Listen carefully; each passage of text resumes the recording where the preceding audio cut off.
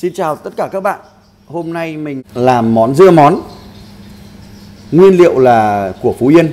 Và nếu mà người dân Phú Yên làm cái món dưa món này, người ta sẽ làm theo quy trình rất là bài bản các bạn ạ. Đó là kiệu này, cà rốt. Và củ kiệu này thì người ta sẽ ngâm nước cho, xong đó rửa sạch, người ta bóc vỏ, người ta phơi khô, phơi đến nó tái héo đi, xong rồi mới cho vào muối. Thì có su hào và cà rốt và có một số thứ. Thì làm như thế thì cái công đoạn sẽ rất là, món dưa này rất là ngon. Nhưng mà cái thời gian làm như thế đòi hỏi phải lâu, và cũng phải cần căn cái thời tiết nó có nắng. Thì hôm nay mình sẽ làm cái món dưa món này cũng bài bản như vậy, nhưng công đoạn sẽ rút gọn lên.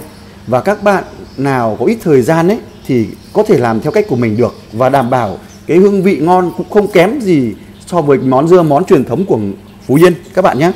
Thì mời các bạn xem mình sẽ làm cái món dưa kiệu hay của món dưa món này nó ngắn gọn như thế nào, và cái chất lượng ra làm sao. Các bạn cũng có thể thử theo cách của mình.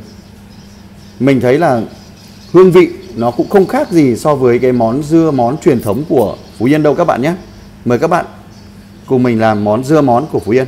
Cây đầy đủ mình trồng đây. Cây này quả to lắm nhưng mà chưa vặt vội. Đu đủ cà rốt mình cũng gọt vỏ nhé. Cà rốt đu đủ gọt vỏ các bạn nhé. Xong đó để phơi khô. Phơi héo ấy. Kiệu sau khi ta bóc vỏ thì ta rửa sạch các bạn nhé. Bạn rửa sạch đi. Xong rồi mình mới muối. Ta ngâm muối các bạn ạ. Đây là cái kiệu mà chúng ta ngâm nước muối sau 3 ngày các bạn ạ. Chúng ta bóc bỏ những cái phần vỏ nào mà nó nát, nó hẩu đi.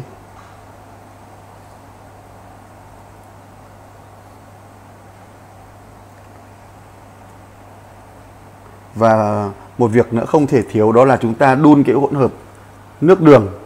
Mình cho đường vào trong nước này mình đun rồi các bạn ạ. Sau khi cái hỗn hợp mà nước đường ấy mình đun sôi, mình để nguội thì mình ngâm cái kiệu này vào trong đó các bạn nhé. Các bạn ngâm cho mình qua đêm, một ngày đi. Đó. Ngâm trong vòng một ngày. Mục đích là để cho nó cái nước muối cho nó loãng bớt ra ở trong cái kiệu. Đó. Làm có vẻ nó hơi lích kích một chút nhưng ăn rất là ngon các bạn. Nếu mà ai mà thích không phải ngâm nước đường này thì đun nước đường này với giấm. Đun mỗi đường với giấm thôi. Thế là vừa để cho vào ngâm luôn là đúng rồi. Còn đây là mình thích ngâm nước mắm thì mình phải xả muối ra. Đúng rồi. Vì là nhà mình ngâm nước mắm ấy, cho nên là mình phải cho cái nước đường này vào để làm cái nhạt bớt cái nước muối ra. Còn nếu bạn nào mà không ngâm nước mắm nhé thì các bạn cho đường với cả một chút giấm thành đó, một chai giấm ấy. Các bạn cho một cái chai giấm nhỏ đó để cho vào cái nước đường này, và thế là ngâm luôn, là dùng được luôn các bạn ạ. Còn nhà mình là làm theo đúng cái chuẩn vị của Phú Yên là ngâm mắm các bạn nhé. Được cái món dưa kiệu món ở trong này gọi là dưa món các bạn. Thực ra mình gọi là dưa kiệu đi, là nó ngon ấy, thì không thể thiếu cái nước này đâu. Đây là một hỗn hợp nước là chỉ gồm có nước mắm, giấm với đường thôi các bạn ạ, không có nước lọc nhé. Mình đun cái nước hỗn hợp này là nước mắm, đường và giấm theo cái khẩu vị của từng gia đình. Bạn muốn ăn mặn thì bạn cho thêm mặn, bạn muốn ăn ngọt thì bạn cho thêm ngọt, bạn muốn ăn chua thì bạn cho thêm chua.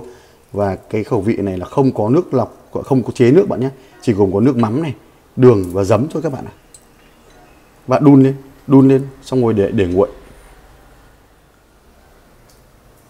Đu đủ và cà rốt ta phơi các bạn ạ.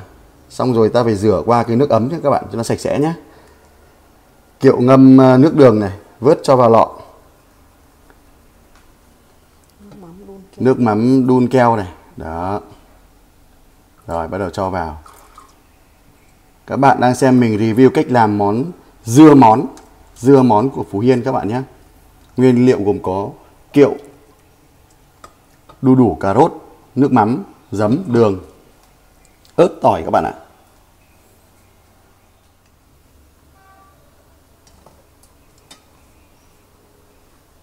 Các bạn ăn cay thì cho thêm ớt vào.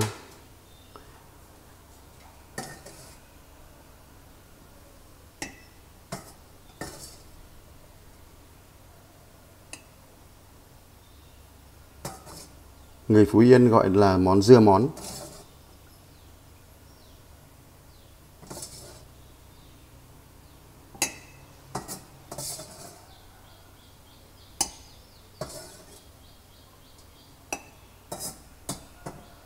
Món này ăn ngon lắm các bạn ạ. Các bạn ơi, sau khi cái nước này đã nguội rồi thì chúng ta đổ nước vào các bạn ạ. Đổ luôn này. Cho nó đỡ rơi rớt. Đấy, nước nó keo keo như mật ong các bạn nhỉ. Giống mật ong.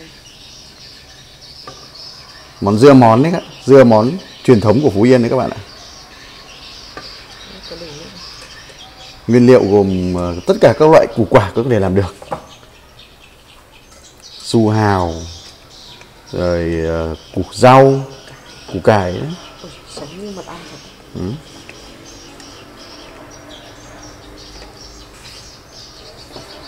Nói chung là cái món này ăn ngon lắm, hút cơm, hao cơm lắm. Hút bánh tráng. Ngon tuyệt vời không mặt trời các bạn ạ. Vậy là mình đã chia sẻ cho các bạn cách làm được món dưa món ngon chuẩn vị của Phú Yên rồi đấy các bạn ơi.